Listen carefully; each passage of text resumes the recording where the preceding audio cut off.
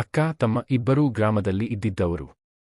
ಅಕ್ಕ ಶ್ರೇಯಾ ದೊಡ್ಡವಳಾಗಿ ಸದಾ ತಮ್ಮನ ಗೋಪಾಲನ ಜತೆಗೆ ಅಮ್ಮನ ಕೆಲಸಗಳಲ್ಲಿ ಸಹಾಯ ಮಾಡುತ್ತಲೇ ಇರುತ್ತಿದ್ದಳು. ಗೋಪಾಲನು ಚುರುಕಾಗಿ ಶ್ರೇಯಾಳನ್ನು ನೋಡಿ ಪ್ರೇರಣೆಯಿಂದ ತುಂಬಿದ್ದ. ಪ್ರತಿ ಸಂಜೆ ಅವರು ತೋಟಕ್ಕೆ ಹೋಗಿ ಹಣ್ಣಿನ ಮರಗಳಿಗೆ ನೀರು ಹಾಯಿಸುತ್ತಿದ್ದರು. ಅಕ್ಕನ ಸಾಂಸ್ಕೃತಿಕ ಕಥೆಗಳನ್ನು ಕೇಳುವುದು ಗೋಪಾಲನ ಹವ್ಯಾಸ. ಅಕ್ಕನು ರಾಮಾಯಣ, ಮಹಾಭಾರತದ ಕಥೆಗಳನ್ನು ತುಂಬಾ ಆಸಕ್ತಿಯಿಂದ ಹೇಳುತ್ತಿದ್ದಳು. ಈ ಕಥೆಗಳ ಮೂಲಕ ನೈತಿಕ ಮೌಲ್ಯಗಳು, ಧರ್ಮ ಮತ್ತು ಕರ್ತವ್ಯಗಳ ಬಗ್ಗೆ ಗೋಪಾಲನಿಗೆ ತಿಳಿಯುತ್ತಿತ್ತು. ಒಂದು ದಿನ ದೇವಾಲಯದ ಉತ್ಸವವಿತ್ತು.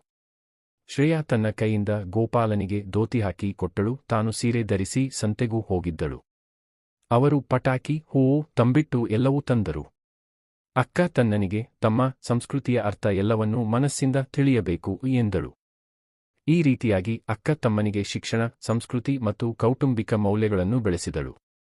ಇದು ಭಾರತೀಯ ಸಂಸ್ಕೃತಿಯ ಹೃದಯ, ಸಂಬಂಧ, ಗೌರವ ಮತ್ತು ಒಗ್ಗಟ್ಟಿನ ಪ್ರತಿಬಿಂಬ.